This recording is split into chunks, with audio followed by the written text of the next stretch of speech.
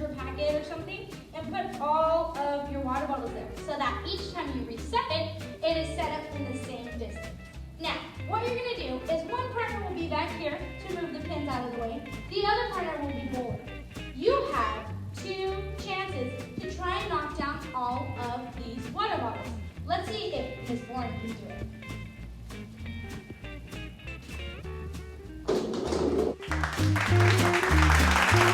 Now, since Ms. Boring knocked all of them down on her first try, since she got her stripe, her partner, I have to try and do the same thing. If I don't knock them all over, or if there's any one of them still standing, she gets to pick an exercise that I have to do.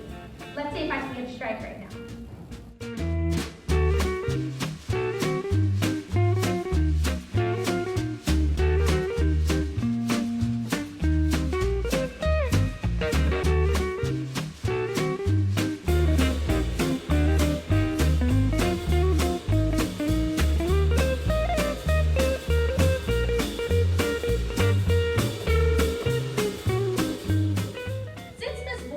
Knocked down only 3 of her bottles. She had 7 left.